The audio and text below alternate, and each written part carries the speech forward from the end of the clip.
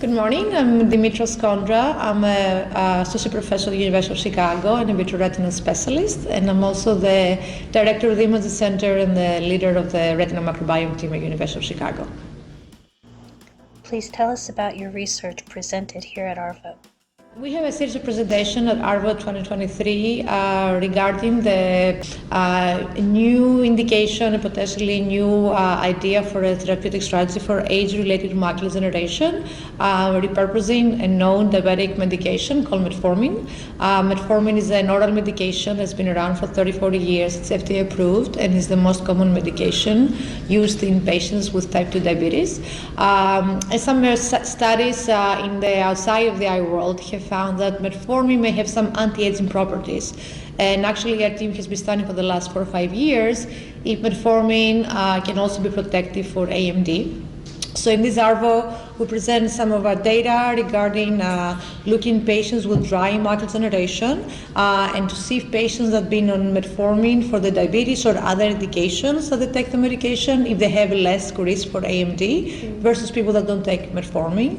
And indeed, we found that patients that take metformin have significantly decreased risks odds ratio for age-related macular degeneration.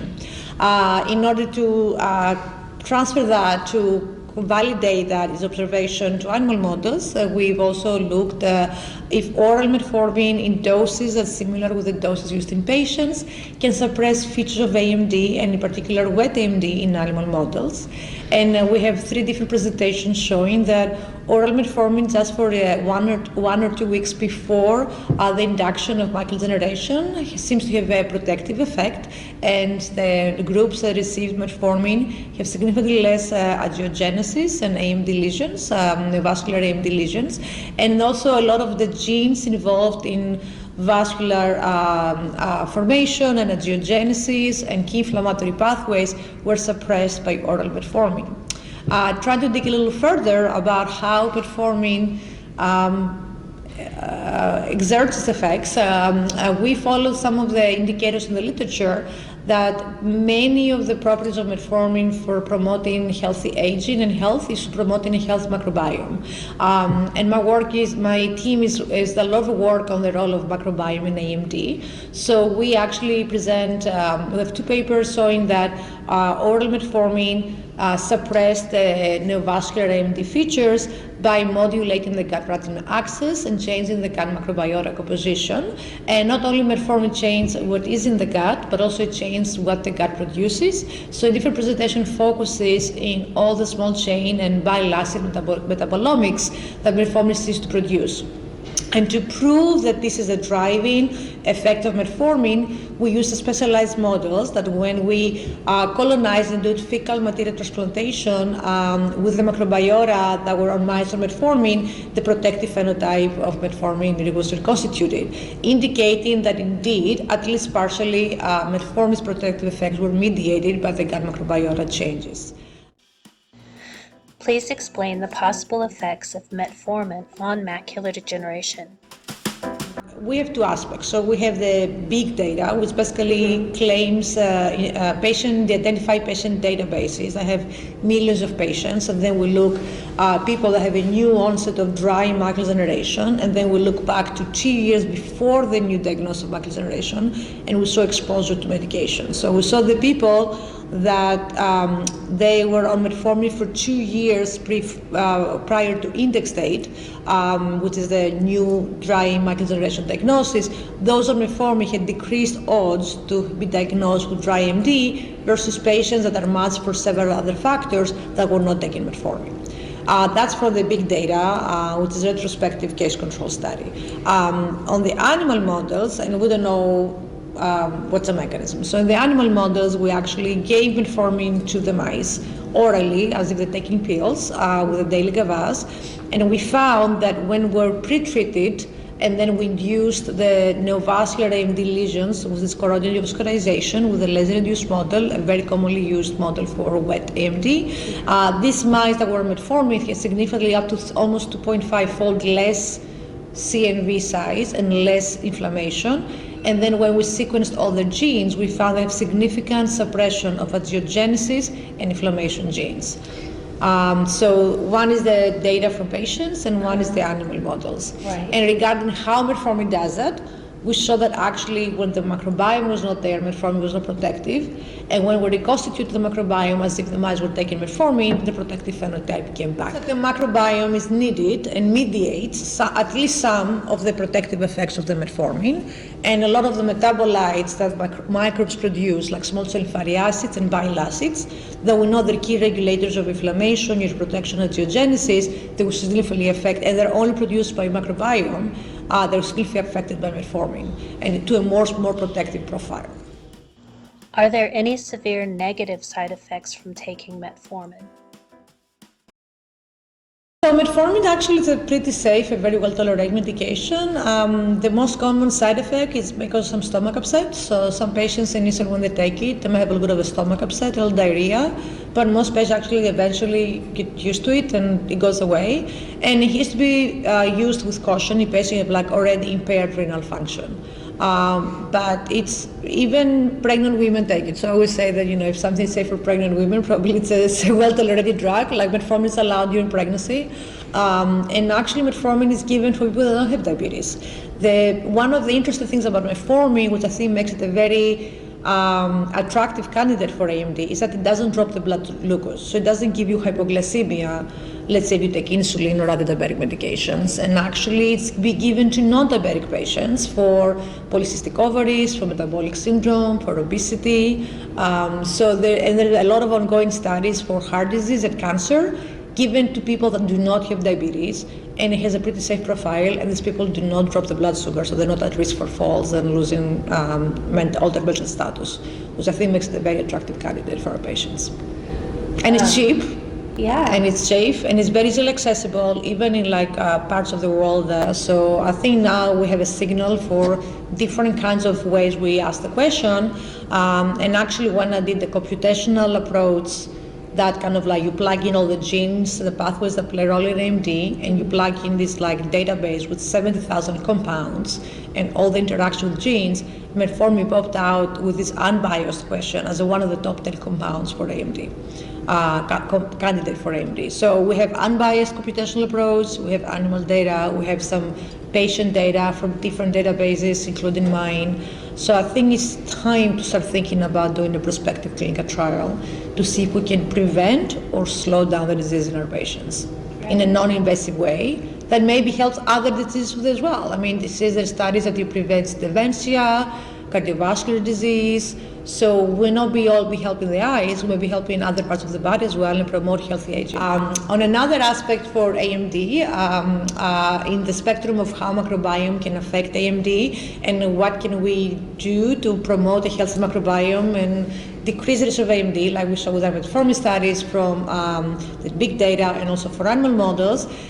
We looked at one of the most common threats for our health microbiome, which is antibiotic use. And actually, in other fields, there is a lot of evidence that part of the reason we see more of these autoimmune complex diseases, more food allergies, more inflammatory bowel disease, is part of the wide spectrum antibiotic use has really disrupted our healthy microbiome. But nobody has actually looked if antibiotic exposure increased the risk for AMD. So our team was the first report to show that exposure to antibiotics, especially broad spectrum antibiotics and specific antibiotics like quinolones and aminoglycosides, are associated with increased risk for developing new macular degeneration.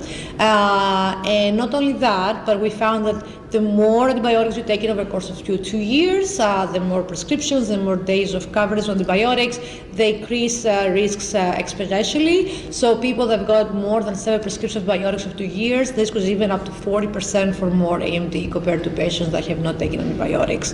And even if that was even more 6 months before the onset of AMD. So I think obviously this is a very interesting finding. There's no question that antibiotics are important to fight infections in our patients, with older patients with AMD, but we need to look into deeper to see if specific antibiotics increase the risk more, or indeed antibiotics are needed, and also find ways to reconstitute a healthy microbiome after necessary antibiotics for our patients, so we don't increase for this AMD by fixing one problem, creating another problem. What are your next steps in the metformin line of research? Next steps is different direction. So the animal data was just a pilot study with specific duration. So I want to see if different durations or different doses of the medication also have the same effect. It has even better effect, or actually it's a worse effect. Like lower doses work better or work worse, who knows? And different animal models of macular degeneration, additional models of wet AMD, but also try it in dry AMD animal models. So one of our biggest unmet needs is geographic atrophy patients that likely now there's a new drug that may help them once they get there, but maybe it would be nice to have something to delay until they get there. Let's talk about a healthy gut biome. After taking broad-spectrum antibiotics that destroy a healthy gut biome, how can you restore a healthy biome? As of now, we don't have specific strategies. I know that there's a lot of probiotics over the counter. Actually, there's not a lot of scientific evidence if these probiotics help because they were not really based on studies and prospective studies. They're not controlled by the FDA. The best tool we have now to promote a healthy microbiome is healthy diet. Eating a plant-based diet with avoid unprocessed foods, eat a lot of fiber. Microbes love the fiber. The fiber promotes the healthy microbes to grow up and stay healthy. There are a lot of interest right now. One of our microbiome studies in University of Chicago, that he's actually an infectious disease specialist, he's working about how can reconstitute faster and ensure that the patients after antibiotic use, they can have a healthy microbiome, and they work in a specific metabolite compounds that deliver the key microbes that produce specific key metabolites like spongy and fatty acids back to the gut after patients have got antibiotics. But it's not anything out there. There are things in the pipeline. So for now, I'll tell my patients, make sure you eat healthy. Fermented foods help, like yogurt, kombucha, sauerkraut. As long as they don't interact with your medications, check with your doctor, see a nutritionist to make sure it fits your other potential medical problems.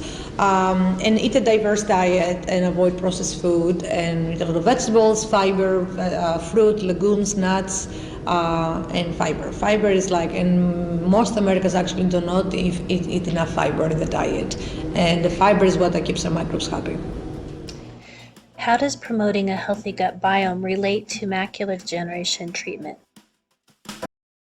Definitely trying to understand what microbial populations and what microbial products are really key and associated with retinal health. Because, for example, fecal material transplantation it's a new way of therapeutic strategies that has really exploded in other fields of medicine, because now fecal material transplant that once was done with gavage and you have to end up an endoscopy, now it's in pill forms. So it may be the direction that if we, as we get older, if we get fecal transplants in pill forms from healthy young donors and maintain, or after we take antibiotics and maintain a healthy microbiome, might be a much more better way to prevent and stop the disease or slow down the disease than get an injection in the eye every month. So I think that's also another direction.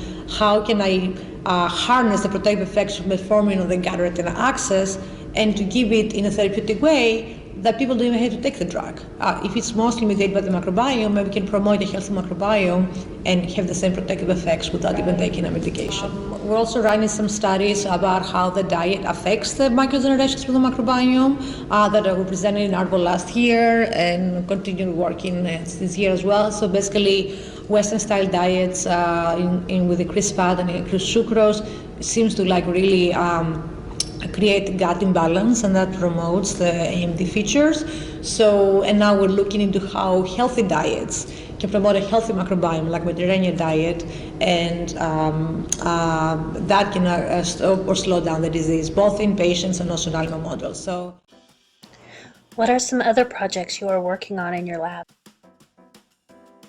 We have the biggest study about how to fix macular holes. Macular holes is a very common retinal disorder affecting older patients. It actually can happen even if people have macular degeneration and then they need to have surgery on top of the macular degeneration. And that's typically treated with surgery.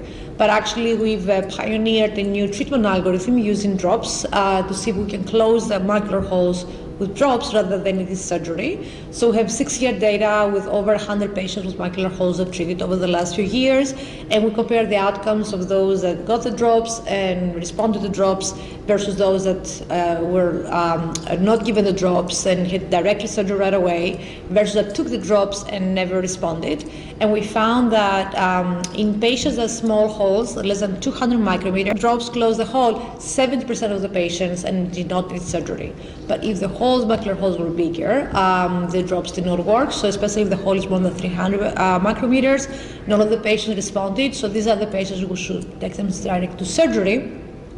And for those that were like in between the smaller holes but did not respond and eventually did surgery, we've seen that the visual outcome was no different than those that went surgery directly or those that closed with holes, so closed with drops. So basically, this kind of create a new potentially paradigm shift for treatment of macular holes, that those that have small holes is worth trying a trial of drops, and if we see improvement within the first month, it's worth continuing, and 70% of them the holes will close and will not need surgery.